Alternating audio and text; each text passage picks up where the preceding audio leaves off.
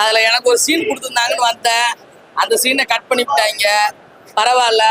உண்மையாலுமே விஜய் ஆண்டனி புதிய புதிய விஷயமா யோசிச்சிருக்கிறாரு. ஓகேவா? இந்த பிரபஞ்சத்தோட முதல் நமக்கு அடையாளம் காட்டினது தண்ணி.